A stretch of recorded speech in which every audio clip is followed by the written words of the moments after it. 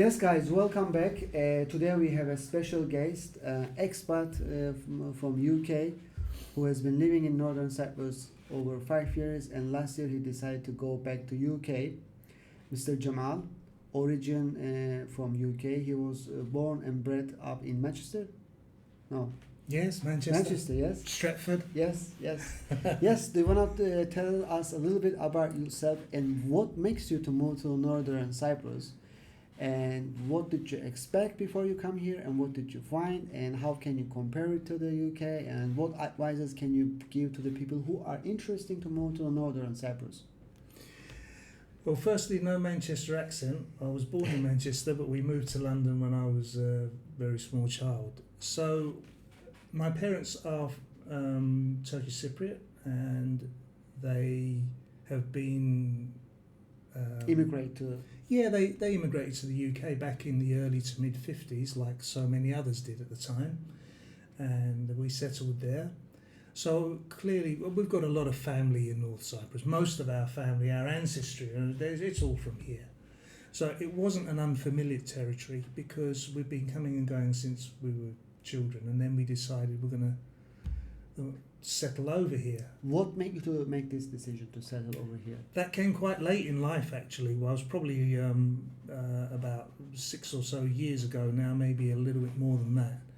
So well into my mid-50s, we just decided, the wife and I, the kids had grown up, they've gone their separate ways, and they've got families of their own, and we decided we wanted to live a little bit of our more of our own life whilst we still can, whilst we still have health and the ability to do so. So before getting very old. Yeah, I mean, once your health goes, then you can't go anywhere. You're sort of stuck with where you're at. And we decided, well, no, whilst we're still mobile, we can. And still how do old were you things. there when you make this decision? So this would have been, I would have been in my early 50s when we first started talking about that. I think that was a smart thought, thinking about moving early on 50s. Because I noticed a lot of people, they're moving here a bit late, on the late 60s or 70s. And when you think about the lifespan of the humanity, the healthiest life we can live is up to 70. Up to 70, there's no guarantee that you'll be able to walk and, be strong as you can right now. So when you're thinking about retiring after 70, I find it a little bit late. This is my opinion. This is what I've been observing from people. But when you're thinking about retiring early on 50s or latest 60, 65, I think that's a smart move. Well, we probably all know friends and family and ourselves as well that have passed, that have died way before their years, quite young. And we didn't want to fall, into that sort of category. We thought, live life whilst you have the opportunity. So we decided, we know the area. Live good life and quality life. Good life, quality life. Yeah. Because bear in mind, living in the UK, it comes with tremendous stresses. The lifestyle that people live there, they're under a lot of stress because it's modern slavery, rat race. It certainly feels that way. You're captured, aren't you? You don't have the freedom. You find that you get up in the morning. You've got house to pay. You've got mortgages, and you've got you're saddled with bills. Going up. Exactly, and it's like you got to go to work to pay for it all. You're going to work because you've got to pay for all of these things. So you're working just so that you can live, and the difference here is different because you've got more of an opportunity to do the things that you want to do. Not so much in the UK. It's home, it's work, back to home, eat, sleep, back to the same routine, work. Yeah. Well, I lived in UK for 3 years, and I found it very difficult. That was one of the reasons I returned back, because I said, this is not a life I lived in Cyprus.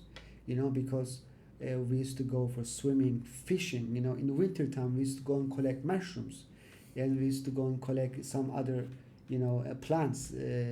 And every season we had something to do. Collecting olives, collecting almonds, collecting even nuts. Yes. And everything. And this is I call it a life. Yeah. But in UK, you don't have the time to do all these things. You have no time. So true. I enjoyed fishing in the UK, but not like here. Here you catch what you catch from the sea, and if it's good and it's, you know, you can take it home, eat it. But like you said, things are so seasonal, and it's such a fresher air. It's a fresher. The food here doesn't seem to be like mass produced and GM modified, and you get all of these things because we're used to that. In the UK, they have the power to import these things from all around the world, from all type. And I'm sure you'll agree, you know, when you buy tomatoes and cucumbers here, they actually look and smell and taste like tomatoes and cucumbers. In the UK, but not so much. No, I mean when I saw the cucumbers in the UK, you know, this size, I was shocked. I was like, what is this, a melon or what? Exactly. And here you get, you know, normal sizes and they taste beautiful. Yeah. And even if you plant and grow them in your garden, even they taste much better than the ones you buy in the supermarket. So the lifestyle hooked you to come to North Cyprus. That was the main reason, yes? That was the main reason. We wanted to be able to live our life a bit more. Obviously, we had the advantage of having family here. We know the language, we know the culture, we know the that part of it as well. So all of these were a bonus. But the key things for us was to finally be rid of debt. We've been in debt for all of our working lives, mortgages, car loans, a hire purchase on 3-piece suite and even carpets, you know. Always a debt over us, always working to try and feed those creditors. And for once in our life, when we came over, we were actually debt free, and it was such a relief. It's incredible. I think you were free. It's such a freedom. It's so liberating. It really was. But you still needed to work here because I know your background. I mean, I know you very well. So when you move here, you didn't have such a big lump of savings to live here without working. So you needed to work here, and you had a part-time work here, and your wife also was working in the school. And do you think that people, you know, need to save $1 million or millions to come here? Because when I speak some people, some friends in UK, they say, I need to save £1 million, then I will move to North Cyprus. Do they really need that much fun to move here? No, I think that's a nonsense. We came here without that. We were in such a position that we never had savings in the UK. It was just living hand to mouth. When we sold the property... When I mean savings, like, I mean assets, you know, like... Well, the only asset was the house. Even the car wasn't ours. I was paying a lease on the car. So everything that went just went straight back to where we bought it from. And you don't need fortunes to come over here. It's great if you've got it, you know, and who doesn't want to have that kind of thing if you want to live in a palace or a castle, but you don't need to spend all of your money out of your pocket and still live a very relaxing, very calm and much more stress-free type of life. And more you wait to save to achieve that £1 million, whatever is that in your mind, more you sacrificing from the time, more you sacrificing from your life. And I don't think you really need that, because I know you, when you move here, you bought your house and you also bought one apartment buy to let, and you didn't have much savings, and then you start working, and then the money that you were generating here and a bit of from the buy to let apartment, it was enough for you to live comfortably, and you didn't need to work 8 to 5, 7 days. No. I was just working part-time, just doing things. I was comfortable just to say, as long as I can pay for my fuel for the car, pay for my shopping, pay for the utility bills, expenses. But if all you do is continue to chase that I haven't got enough money, I need more money before I go to Cyprus, you'll never get anything done. You'll never move. You'll stay where you are. So at some point or other, we made that decision and said, you know, actually, we can make it work with what we've got. And that's when you sell the house and you say, right, we're going to move over. This is how we're going to do it. And you need to have a realistic plan of that. And it's a case of how much money do you want to put into it? And the first thing I would say is you don't need to put your last penny into it over here. And in fact, my advice would be, don't do that. If you have a larger property and a good investment in the UK and you sell that off, then a couple of things. Firstly, I would think about buying a cheaper property elsewhere, further out of London, as far as York, Lancashire, or wherever it might be. As cheap as you can. Exactly. To have something there, to keep your roots still there. Exactly. And in case. The key things about that, there are two main reasons for that. One of them is because not only do you still retain a foothold in the UK, if ever the time comes that you decide, I want to go back. But the second thing also is you're keeping your credit line open, your credit ticking over. Because the more you stay away out of the UK, you'll find that over a period of time, if you've got no other connections there, you've sold up, you've drawn everything out of the bank, that your credit score will go down to zero. This is you saying that because you move back and you know the challenges and difficulties. Indeed. Because you never know what's going to happen in the future. And I've seen people moving here, and then sometime later they decide to go back for certain different reasons. And when they go back, they find it difficult because if they move all their assets to here and they spend it here, or sometimes they lose it here, and when they try to go back, they got nothing to start from. They got nothing. They need to start from the scratch, and that's so difficult. This is what you find difficult. That was totally the case. So, what would you advise to people who are looking to move here? What would you, if you go back to 5 years ago, what would you do or what would you not do again? What would you advise? The best advice is don't sell and take out the value of your property and bring it all over here. That's the first thing. Keep some of your money in the UK if you can, and by doing that, maybe even better still, invest it into another property. Maybe you can rent that out.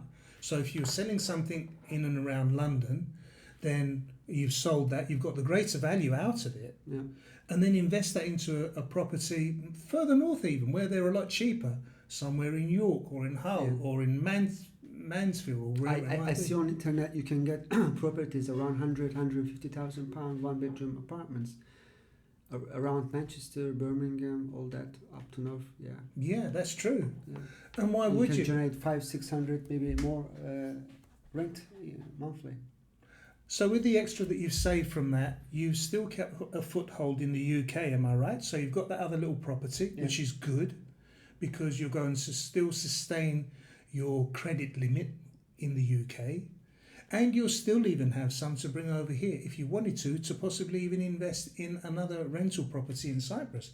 It's not just the credibility, it's, as they say, you must keep your assets on diversification, for protection. Nobody knows what's going to happen tomorrow. So if you have two assets in two different countries, you are more secure than having them all in one basket. Exactly so. And isn't that what they say? Don't put all your eggs in one basket. Yeah. And by separating those eggs out into different little baskets, you're going to be much more secure. Certainly not to take it all out and transfer it into Turkish lira. As the values depreciate, you're going to find that your investment in Turkish lira, you can do, it's not going to work for you. You're going to find you're going to lose a lot of money that way. But it's not just investing on Turkish lira, it's also investing 100% of your assets to one country and cutting all the routes behind your back to your main country. It's not really good decision to make. I mean, you can, if you got a property that you need to sell in UK, let's say it makes 500,000, then maybe you can spend 100,000 and buy something, as you say, up in the north, a cheap property up to £100,000, and then take £400,000 here. It makes sense, doesn't it? It really makes sense. And when you come here, don't try to chase the dream house. Chase the dream life. The dream life that you always wanted to have. The dreams that you wanted to do. Maybe you wanted to paint, to be a painter, or play piano and you never had the time to learn it. Or, I don't know, maybe you like fishing and you want to spend your time or read a book, write a book, or do something else that you always wanted and you never had because of the rat race, modern slavery living in UK. You can have it here.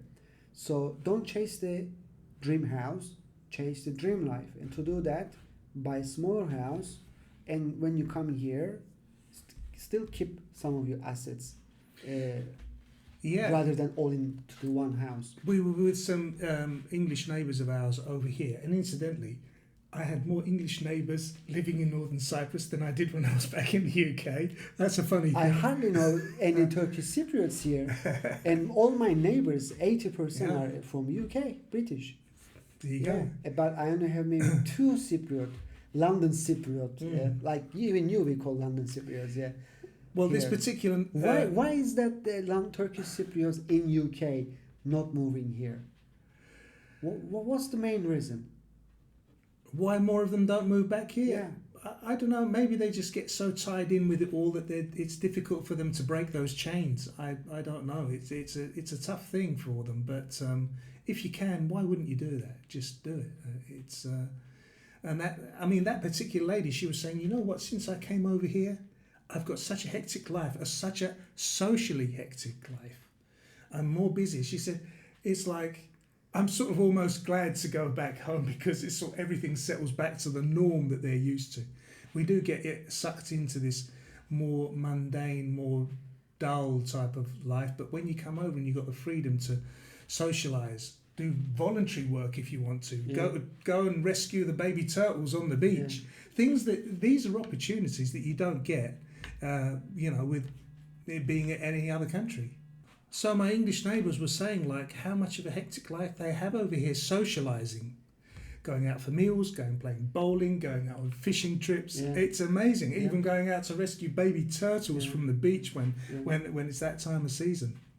So what else would you advise to people if they're looking to move here rather than moving all their assets, you said, diversified their assets?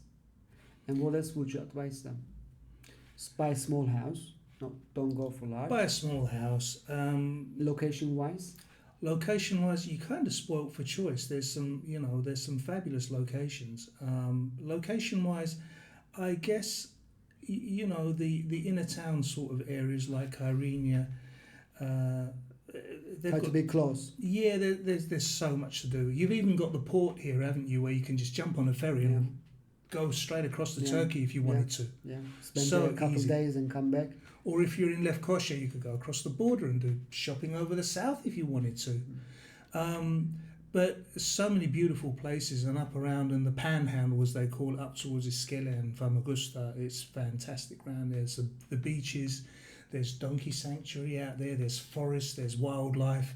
So there's really something for everybody. But picking that location for you, I suppose, is very important in so much as if you have a family, you need to be where there's those facilities, good schools, English-speaking schools if you want, or if you've got someone elderly that needs looking after, near hospitals, or if you just want the really kind of rural life, the villages are fantastic because there's so many still old school, very traditional villages where all of the traditional arts still continue. You can see more Cypriots. Yeah, you can see more Cypriots. It's not so easy to see Cypriots at the moment because we have more and more people relocating to Northern Cyprus. Now we got people from Ukraine, Russia, even from Canada. They start moving here. In America, it's getting crazy. It become a multinational. I mean, if you run Kyrenia, you will see that it's a multinational town now. Become not multi. But it's still kept its identity, hasn't it? As Turkish Northern Cyprus, it's kept its identity. I think it will be always this way. Will stay like this way. What else would you advise?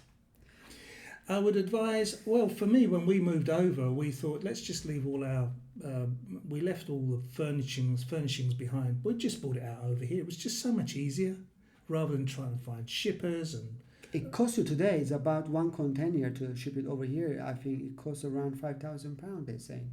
Wow. Yeah. And well, if you considered like how much is a 3-piece suite in the UK is like £5,000, £6,000 thereabouts over here, and they're a fraction of the cost here and better quality as well. Yeah. I made a calculation. A 3-bedroom house, I think you need around £8,000 to £10,000 to furnish all, including all the living room, the bedrooms, the white goods, everything else. I mean, there's no limit, but for standard packages, you can go around £8,000 to £10,000.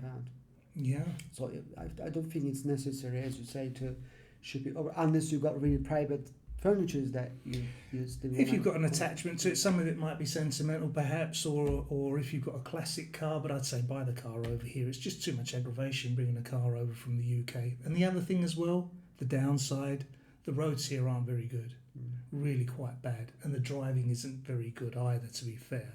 So you need to have your wits about you when you're out on the road. Great news is, of course, we drive on the left, same side as in UK. And a lot of those signs, although they've gone metric, because it's sort of like the same in Japan and Australia, it's kilometres, so speed limits are in kilometres. But other than that, no, we drive on the right side of the road, not like the Americans. But again, it comes to location. How about the health sector? What did you notice about the health sector, education sector, hotels and things like that? What would you say? Well, that's really quite good. First off, the education system is on a par with the UK. They do use the UK curriculum here, especially in the private schools. Only. Yeah. So the private schools, but you know, if you've paid for your if you're resident, then you can take your child to government schools, state schools. Same too with the health service as well, which is really quite fantastic. If you looked at it, and dare I say, at the basic level, and it's not basic, but the state hospitals are really rather very good here. We've had occasion to use both state hospital and private for various reasons, and they're really quite thorough, we found, and you don't have to wait so long. Nothing like the waiting times that people are experiencing in the UK. It's not only UK, it's in the US now, in Europe now, especially after the COVID. If you need to get some treatment or some surgery, you need to wait sometimes. This is what they're saying, 6 months to 3 months, which is nowhere near here. I mean, here very difficult, isn't it? Yeah, here probably a couple of days you get even heart surgery. Imagine if you're in need of a knee or a hip operation in the UK. How long you got to wait for one of those? You can get that done over super quick over here. Yeah, just a matter of days. I think you can get. But anyway, you know, so I wouldn't worry about those. Everything's really in good shape. How about the living cost? The living costs. Now you've been to UK, you're living in UK now, you're shopping in UK, and how much you need to spend here last year to survive without, if you have no mortgage, no debts, no loans. For a couple, how much do they need to live in Cyprus? Okay, this was last year's price, this last year's price, we got inflation now, but how much did you need it? Much has changed, unfortunately. In the previous year, the last year when we were here, it was, let's say, based on that criteria, around about £800, thereabouts. Unfortunately, things have changed a lot. Prices have really increased. If it was 800 for you last year, probably to this year we're looking like 1,100, I reckon. Yes, I would make that. But this was good time, quality living. Yeah, you were able to go out at least once in a week, out dining with friends and still driving around. I kid you not, I'd have to book appointments with my friends if I wanted to meet up with them for one evening, a night out. They'd say, I need to check my diary. Literally, it was that complicated.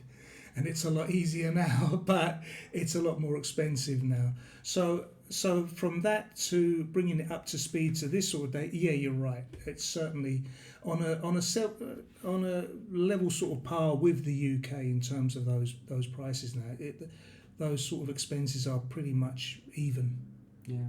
So North Cyprus, it was the main reason people were coming here, relocating here, because living here was so cheap. But at the moment, the living here, it's not cheap anymore. But we still have quality life. We still have properties with good prices compared to Europe and other countries, like similar countries like Turkey and Spain. But we still have the low crime. I mean, thanks God. It's still a beautiful place. People are still nice. The only down thing is the system is slow. The government services is slow. Roads are not developed yet. The cheap part of North Cyprus, I don't think it's. I mean, you can see a lot of videos. They're talking about how cheap it is living here. I don't think it's cheap anymore. It's very close to, I think, Spain now, or as you say, maybe UK. Yeah, we've had some friends that have come back and they've said, like, well, you know, from what they used to pay before to what they're paying now, wow, it's been an eye opener. Things have got so much more expensive. When you talk to them on the phone and say, do you know how much so and so is now? They tend not to believe you, but it really has sort of like. But restaurants are still affordable. Oh, super value too. Restaurants are fine, but it's just the shopping and the electricity and things like that is going up so much. It's almost got to the case where you could like go out and eat at a hotel, and it's almost cheaper than buying the shopping for your house to eat in. It's cheap to go and eat in a hotels are cheap, free anyway. I don't go to that. Yeah. If you know the way, some of them are free. Yeah. Okay, how about we talk about the good things, we talk about the bad things. So you retired here, or you semi-retired here when you were 55, 56.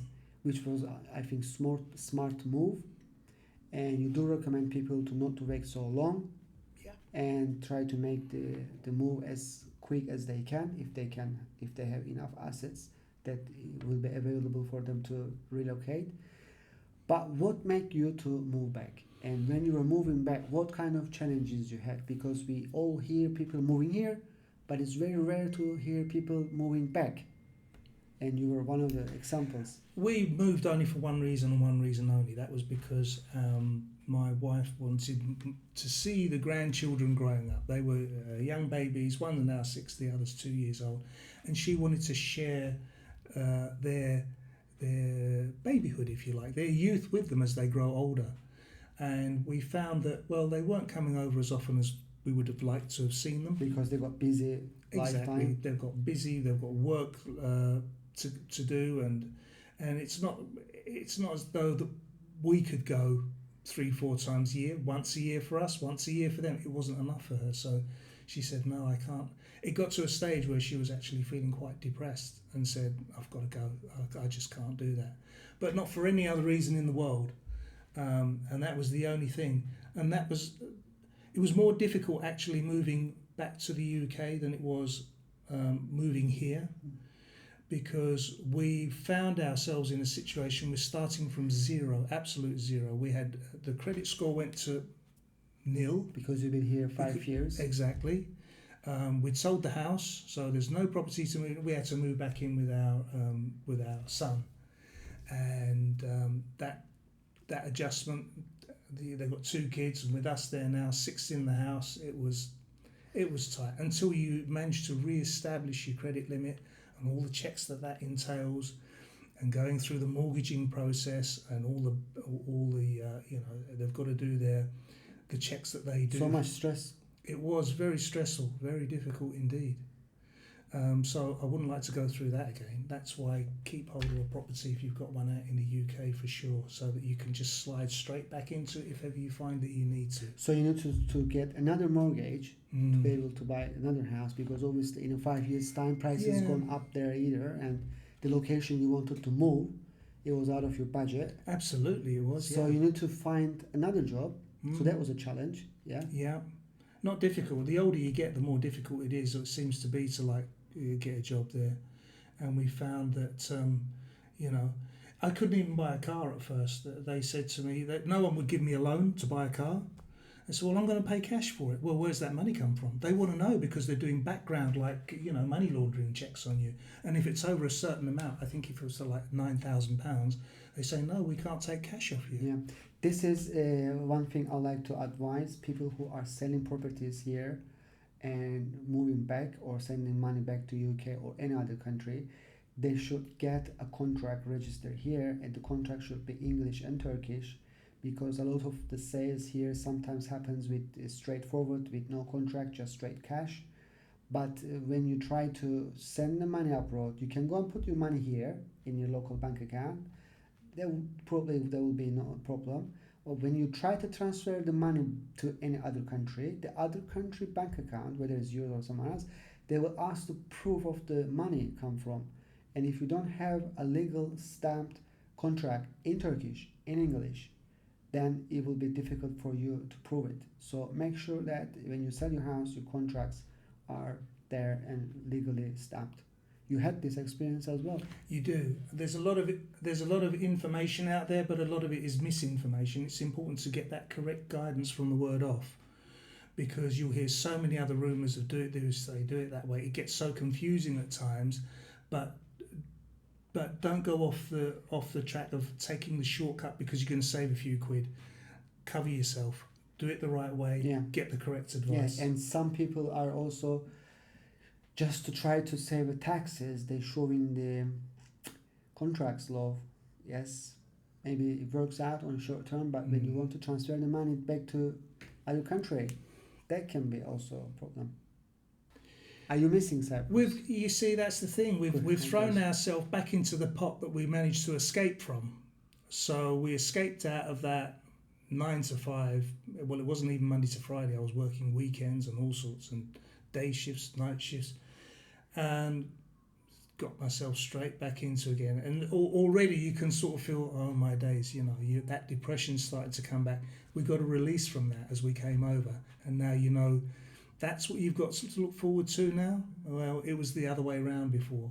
You go out to Cyprus, you're going to be debt free, you're going to have an easier life, but circumstances change, and go back to your family now. So we've made do. It's had a lot of challenges. It was difficult finding work. It was difficult settling back into the system. Even trying to get registered with a local doctor wasn't particularly easy.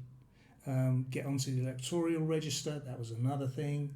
There's so many things that you've got to do when you go back again. So it's more difficult moving back than moving here. No question. All right, I think we cover so much every detail, not every detail, but overall main details. And I hopefully see you again maybe next year. I look forward to it. And thank you very much. Thank you very much. Take care then. Thank you.